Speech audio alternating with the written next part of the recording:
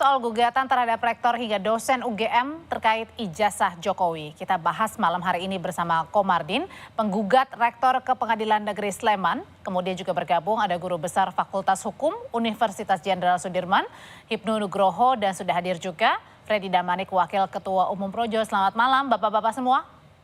Selamat malam. Selamat malam. Saya mau ke pihak penggugat dulu, Pak Komarudin atau Bang Komarudin. Bang Komarudin, Anda adalah seorang advokat. Anda juga dari Makassar, Sulawesi Selatan. Pertanyaannya sebenarnya kenapa ini menggugat UGM terkait dengan ijazah Jokowi? Begini, selamat malam semuanya. Saya melihat di media sosial, di televisi, ini terjadi kegaduhan antara pendukung dan bukan pendukung. Jadi kalau saya sih tidak berpihak kemana-mana. Cuma saya melihat efeknya daripada kegaduhan ini terjadi penurunan nilai rupiah terhadap nilai dolar Amerika. Sampai ke situ, Pak Komardin, yang Anda lihat? Ya. Efeknya sampai ke situ, ke penurunan dolar? Iya, saya melihat ke situ. Iya. Ini kan sudah terjadi kira-kira 2 tahun ini polemik ini. 2 tahun yang lalu itu nilai dolar itu masih 15.500. Sampai gugatan ini saya tulis itu sudah 16.700-an sekian. Nah, sementara kalau kita melihat utang Indonesia yang akan dibayar akhir tahun ini adalah saya baca itu 800,33 triliun. Oke, Pak Komardin. Jadi intinya adalah Anda menggugat UGM ini karena sudah resah terkait dengan polemik ijazah Jokowi ini yang kemudian berdampak pada nilai tukar rupiah begitu yang Anda rasakan begitu? Betul sekali, karena ini dampaknya sangat luar biasa ini. Oke, ya. Pak Komardin, lalu apa sih pokok gugatan terhadap UGM? Kan sekarang ini kan banyak ya dari pihak-pihak yang kemudian memperkarakan kasus tudingan ijazah Jokowi ini tidak hanya di Solo, ada di Jakarta juga, ada di Polres Jakarta Selatan bahkan. Ya, jadi gugatan kita itu karena adanya kegaduhan makanya kita gugat UGM supaya dapat memperlihatkan dokumen-dokumen yang diminta oleh masyarakat. Karena ini kelihatannya ada keterus-terangan. Jadi saya berdasarkan Undang-Undang Nomor 14 tahun 2008 pasal 4 ayat 4. Ya, di mana saya melihat ada sekelompok masyarakat yang ke UGM tapi katanya tidak diperlihatkan dokumen-dokumen yang ada. Andai kata diperlihatkan kan selesai masalah. Jadi seakan-akan ada tidak dibuka secara terang benderang. Oke. Ya mestinya dibuka dibuka lebih terang daripada cahaya supaya tidak ada lagi curiga mencurigai. Artinya di sini pihak UGM diminta untuk memberikan yang sebenarnya begitu ya ijazahnya. Betul sekali Mbak. Oke, ya. Saya mau nanya dulu ke Bang Freddy sebagai wakil ketua umum pro Jokowi begitu. Bang Freddy, kalau yang Anda lihat ada tuduhan di sana sini, ada di Solo, di Jakarta, bahkan sekarang UGM-nya digugat juga dari pihak penggugat Bang Komardin. Sebenarnya yang Anda lihat di sini ini semakin menjadi bola liar nggak sih kasus tudingan ijazah Jokowi ini? Saya nggak tahu bahasa tepatnya ini apa kalau udah begini. Karena udah sampai di Makassar menggugat, apalagi saya dengar tadi dengan segala hormat dari Pak Komarudin ini, dalil yang disampaikannya dihubungkan dengan rupiah. Ya saya juga bingung, mau menjawab ini. Kenapa bingungnya Bang? Ya saya nggak tahu ini hubungannya dengan rupiah apa, tapi apapun itu ya. Terserah siapa saja warga negara bisa melakukan perbuatan hukum ya, termasuk melakukan gugatan kepada Pak Jokowi, kepada UGM. Tetapi hukum kita juga mengatur dasar-dasarnya ya. Beliau ini advokat, beliau juga tahu kalau perdata itu 1365 ya. yang merasa dirugikan boleh menggugat, silakan. Yang merasa dirugikan silakan, dalilnya, buktikan dalilnya, ya prinsipnya. Tetapi ada juga putusan di Mahkamah Agung atau jurisprudensi mengatakan bahwa ya pihak yang dirugikan langsung lah yang berhak melakukan gugatan perdata. Ya, saya nggak tahu apa dalam hal ini penggugat dasarnya maupun kerugian yang diderita oleh penggugat ini sehingga mengajukan gugatan yang bisa memang atas nama publik, misalnya class action ataupun LBH bisa. Tetapi kalau gugatan pribadi gugatan perdata itu memang harus biasanya yang mengalami kerugian langsung. Jadi saya jujur belum paham apa kepentingan hukum, apa legal standing beliau ini di dalam mengajukan gugatan perdata di Makassar. Untuk yang lain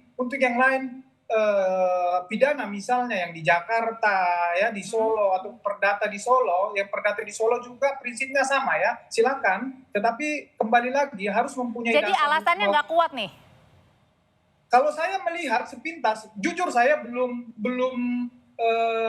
melihat secara langsung materi gugatan ini, fundamentalnya, dasarnya saya belum melihat. Tetapi kalau dari yang disampaikan beliau ini, itu saya lihat pertama legal standing beliau tidak ada. Yang kedua, beliau tidak mengalami kerugian secara langsung. Jadi kemudian yang ketiga, dasarnya itu dihubungkan langsung dengan apa tadi itu rupiah. Saya belum sampai sekarang belum mendengar dari pengamat manapun hubungan rupiah dengan ijazah Jokowi ini. Jadi menurut saya gugatan ini dengan segala hormat ya mungkin tidak diterima atau ditolak oleh pengadilan perdata di Makassar. Bang Freddy, Bang Komarudin, ada yang ingin dikoreksi atau ingin disampaikan tadi soal katanya gugatannya ini dasarnya nggak jelas? Ya saya kira nanti kita buktikan di pengadilan.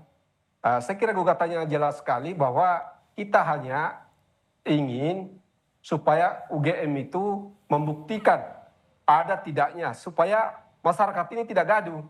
Iya, ya seperti itu. Nah, jika UGM tidak mampu membuktikan atau dia tidak menghadirkan dokumen-dokumen yang kita minta, ya disitulah kita menggugat secara negara mengalami kerugian material, makanya kita tuntut 69 triliun kepada UGM. Oh, ada gugatan seperti itu.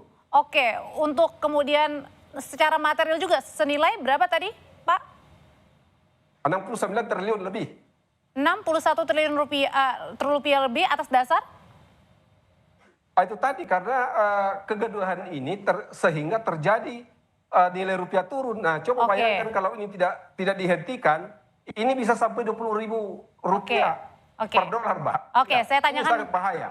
Tanyakan hal ini kepada Prof. Ibnu. Prof. Ibnu, sebenarnya tadi dasar-dasar yang diutarakan dari Pak Komardin sebagai penggugat ini cukup kuat nggak sih untuk menggugat UGM nih terkait tudingan ijazah palsu untuk membuktikan atau tudingan ijazah Jokowi maksudnya?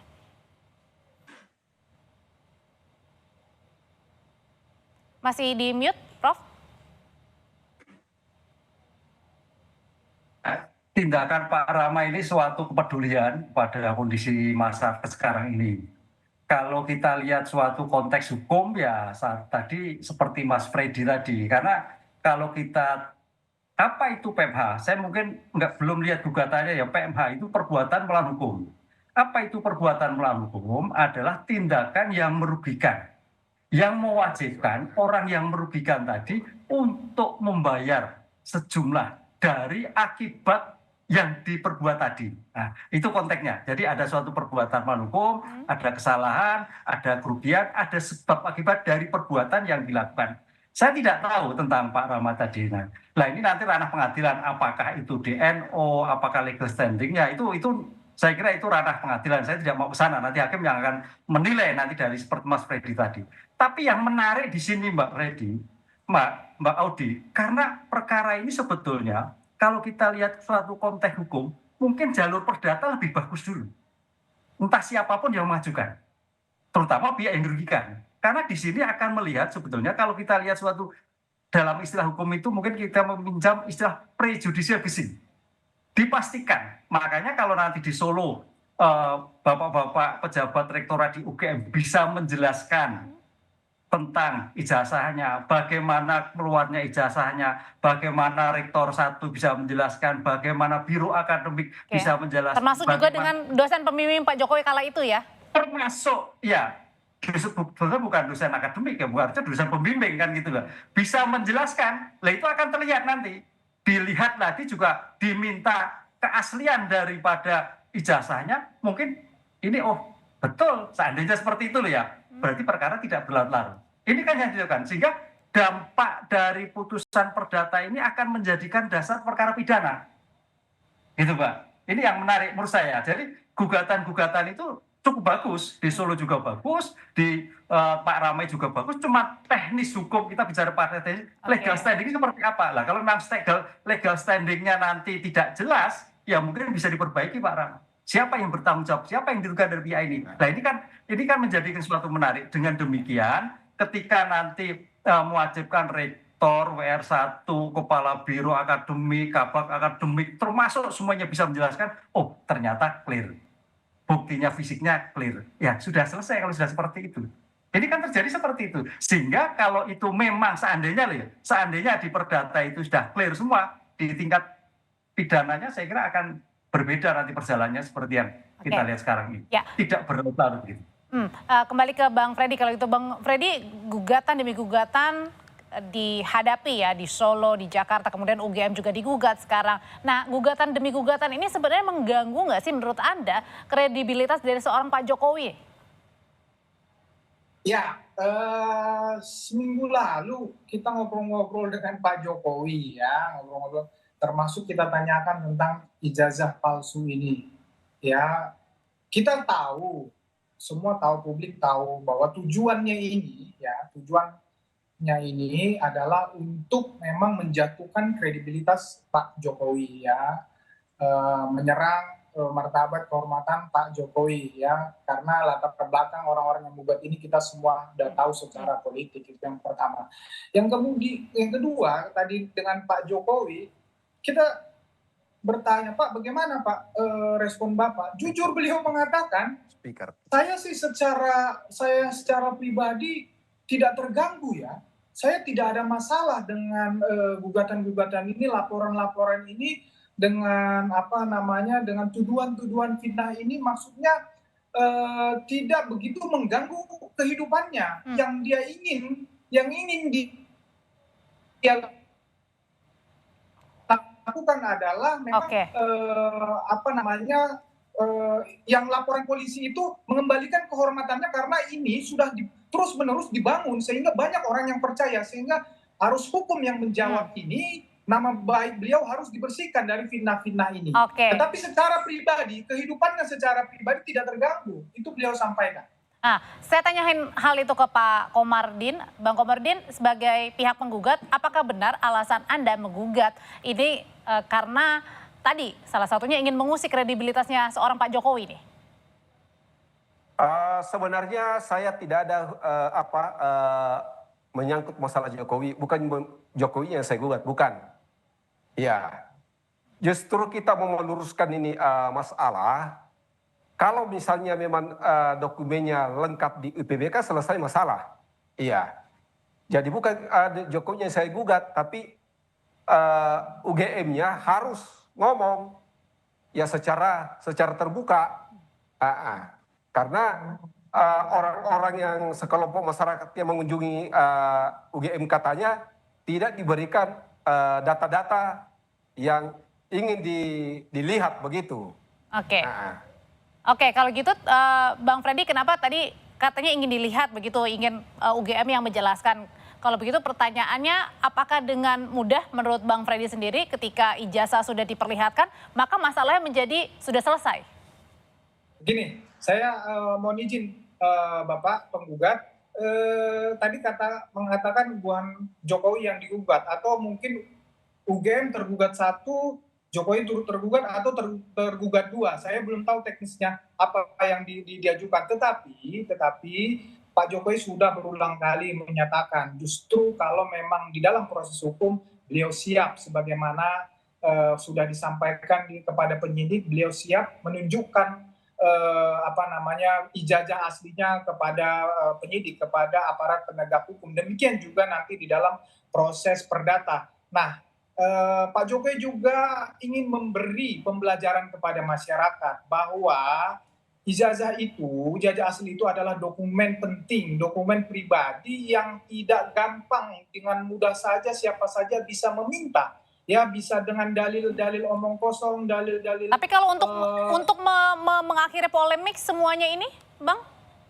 Ya silakan, dilakukan. Semua kan bisa punya argumen, semua bisa mengatakan ini kan menjadi. Nggak, maksudnya diperlihatkan ijazah aslinya, Pak Jokowi? Pasti kan Pak Jokowi udah janji akan perlihatkan, udah diperlihatkan di penyidik. Tetapi di publik, ya biar jangan ada lagi yang seperti ini, janganlah gampang-gampang.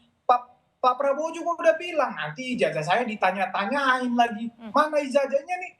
Presiden berikutnya lagi ditanya-tanyain, Ibu Mega ditanya-tanyain nanti ijazahnya. Jadi kan repot kita. Apakah proses pembelajaran seperti ini yang mau kita ajarkan kepada masyarakat? Toh Pak Jokowi sudah, ini berulang-ulang sebetulnya kita bahas, sudah melalui proses yang begitu panjang di dalam pembuktian ijazah-ijazah ini ya. Proses pembuktian dari KPU sampai dia menjadi presiden. So apa yang kita kejar dari sini? Ya, Prof, kalau gitu Prof Hipnu, polemik ijazah ini terus bergulir ya, sudah beberapa lama begitu, tidak hanya Pak Jokowi tapi sekarang UGM juga dituduh begitu ya, atau kemudian dilaporkan. Nah kalau gitu pertanyaannya, gimana jalan keluarnya ini supaya ada endingnya nih?